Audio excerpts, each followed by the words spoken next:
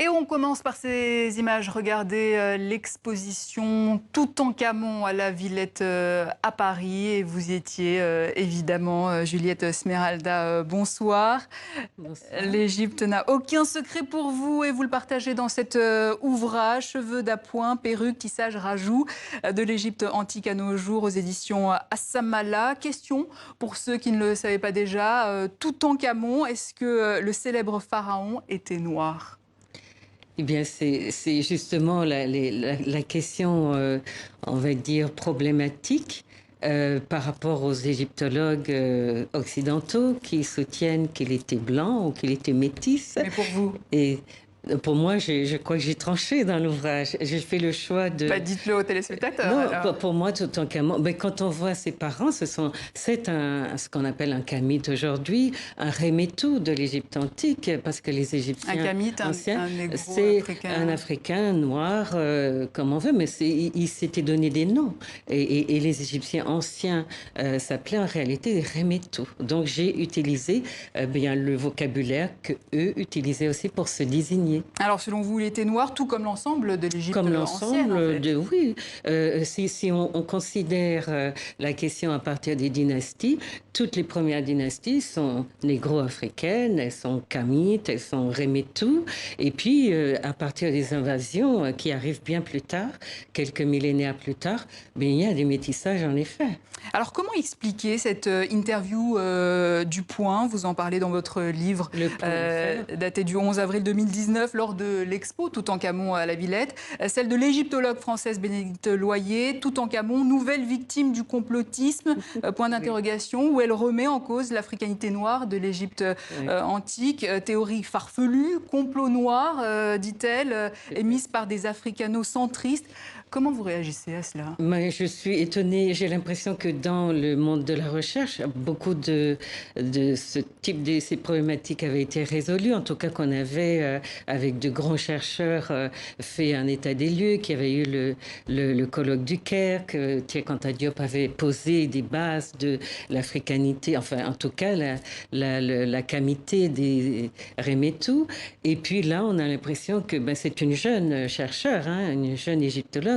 On a l'impression que, eh bien, on régresse un peu dans des savoirs qui étaient bien établis, eh bien qu'on revient à des débats qui sont vraiment, à mon avis, dépassés et qu'il nous faudrait dépasser. Et donc, à l'aune de la difficulté qu'on a eue d'accepter que Toutankhamon soit blanc lors de cette exposition, eh bien, on a vu se révéler en fait un corps de chercheurs, d'égyptologues qui continuent à penser, à véhiculer l'idée que l'Égypte était sinon blanche, au moins métisse. Mais peut-être que le problème, c'est qu'ils n'avaient pas pris en compte le temps, comme vous le disiez, cette dynastie. Ils ne citent les Noirs que sous la 25e dynastie.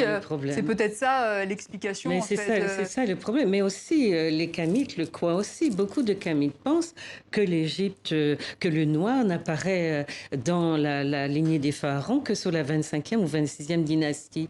Mais oui, l'idée que, enfin, ce qui m'a intéressé dans la déconstruction de ces problématiques qui, à mon avis, sont dures et de manière inconsidérée, c'était de reprendre la problématique en hiérarchisant les dynasties et en cherchant les phénotypes qui étaient dominants à chaque dynastie, sous chaque dynastie. Et pour construire ce livre, justement, vous avez pris en compte le témoignage de plusieurs experts en la matière. Comment on fabrique un livre comme celui-ci?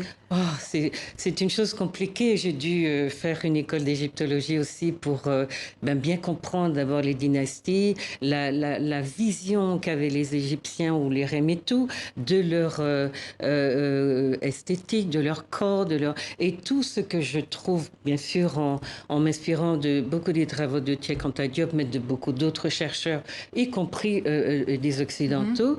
Et il s'agissait de montrer qu'à travers l'esthétique, qu'on ne pouvait pas avoir créé une esthétique qui prenait en compte la spécificité du cheveu crépus et de la peau noire si on ne le portait pas, on ne les portait pas à soi-même.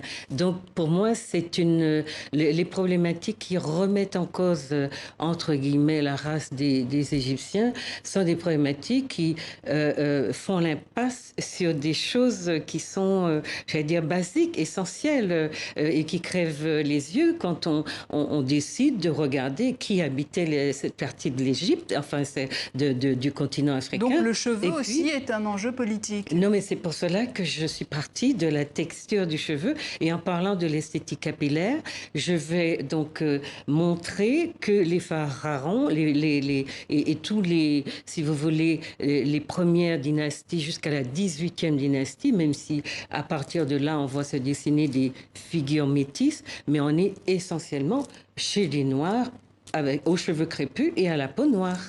Question, le nez cassé du sphinx de Gizeh. Est-ce que vous avez la réponse? Non, on n'a pas de réponse. Et puis, il y a plusieurs hypothèses, en tout cas. Il y a beaucoup d'hypothèses, mais il y a, en tout cas, des chercheurs s'occupent aujourd'hui de comprendre pourquoi, justement, tous les pharaons noirs, nègres, comme on veut, ont le nez cassé. Et puisque ce sont d'ailleurs les Européens qui ont établi que les traits négroïdes, entre guillemets, étaient donc les nez épatés et les grosses lèvres, etc. Donc, du coup, comme ils sont tous cassés aujourd'hui et qu'il est question de remettre en cause, justement, la camité des Rémétous, eh bien, la question se pose. Pourquoi est-ce que les nez sont cassés? Donc, il y a des chercheurs qui s'occupent de nous trouver des réponses, à mon avis, qui sont des réponses scientifiques. Voilà, parce que certains parlent même d'imposture scientifique, un blanchiment pathologique des héritiers de l'Égypte, un déni des Blancs. Pour Ivan Van Sertima, il s'agit d'un génocide culturel. En gros, l'histoire conventionnelle a ignoré les débats africains et leurs contributions, tout simplement. Mais jusqu'aux mathématiques, jusqu'aux momifications. Mais quand vous prenez les questions qui se posent aujourd'hui sur l'Égypte, sur l'apport des Noirs à la civilisation, on est toujours dans des débats très éculés, un refus assez systématique de reconnaître l'apport des Noirs au monde. Et franchement, quand j'ai fait le choix de partir des premières dynasties en travaillant sur l'esthétique capillaire et puis beaucoup d'autres aspects, hein, le parfum, les coiffures, le rasage du crâne, la coloration des cheveux, le maquillage.